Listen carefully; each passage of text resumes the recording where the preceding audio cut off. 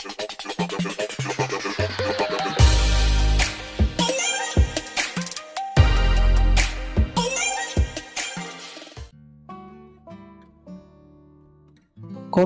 adalah modus dalam hidup untuk kita sukses. Nah, ini saya bawa 3 peribahasa sekaligus. 1 bahasa Inggris, 1 bahasa Indonesia, 1 bahasa Jawa. Mungkin teman-teman dari banyak daerah yang lain punya peribahasa masing-masing. Kalau dalam bahasa Inggris ada peribahasa there is no free lunch. Jadi tidak ada makan yang gratis. Jadi kalau tiba-tiba kok temenmu neraktir, kan itu nama lainnya itu, ayo tak traktir, itu biasanya yo ono karepe, ada keinginannya. Jadi there is no free lunch itu tidak ada makan siang yang gratis. Kenapa kok temenmu itu mau berkorban neraktir kamu, mau berkorban jemput kamu, mau berkorban apalah yang ditujukan padamu, pasti ada pamrihnya. Itu maksudnya pepatah itu begitu. Jadi tidak ada makan siang yang gratis. Lah kok enak minta makan siang dong, apalagi tiap hari. Mesti ono karepe itu. Carilah pasti ada. Itu maksudnya peribahasa itu. Itu menunjukkan bahwa orang itu ya memang begitu. Kalau untuk sampai pada yang dia inginkan pasti ada yang dia korbankan. Ya kalau temenmu tadi ya dengan cara neraktir. Yang kedua, kalau ini dalam bahasa Indonesia, ini sering kita dengar kadang-kadang. Kalau ada orang ngomong, uang bukan segalanya, tapi segalanya perlu uang.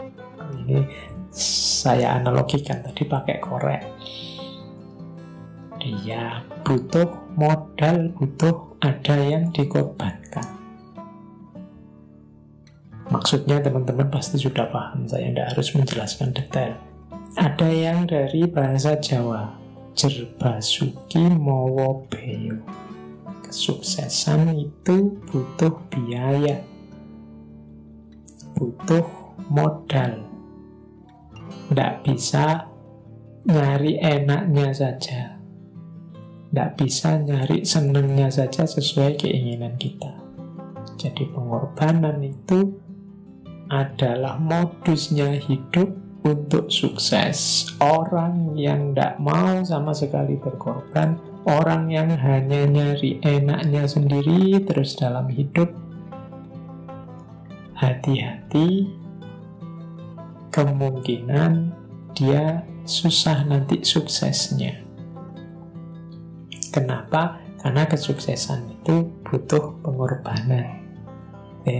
Jerbasuki Mowo Beyo. Apalagi hari ini ya, kalau teman-teman mahasiswa, teman-teman pelajar itu kan sedang galau luar biasa di era COVID ini, karena ada biaya tambahan untuk belajar, yaitu online, butuh kuota. Ada yang pakai Zoom, ada yang pakai Google, itu kan nambah biaya tambahan. Tapi ya situasinya memang begitu. Anggap saja wong mau ndak mau ya harus kita jalani, diniati saja bahwa itu jihad kita, pengorbanan kita. Semoga nantinya akan lahir kesuksesan-kesuksesan yang menyusul karena rahmatnya Allah, sayangnya Allah melihat jerih payah kita hari-hari.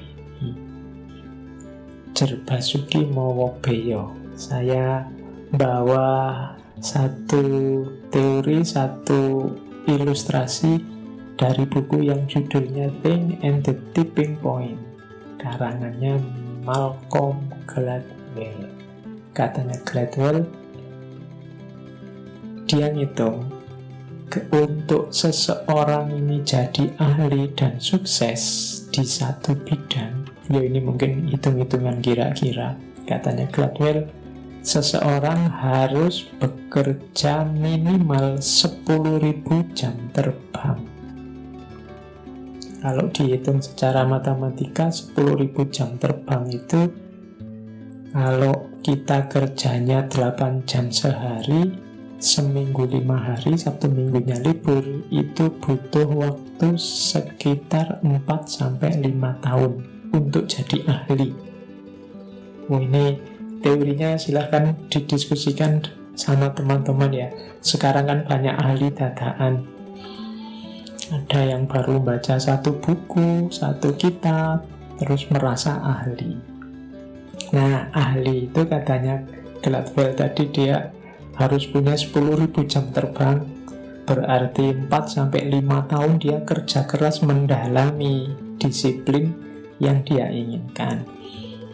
Itu minimal. Kalau agama ya berarti kamu mondok dulu deh minimal 5 tahun. Itu kalau pakai teorinya Gladwell.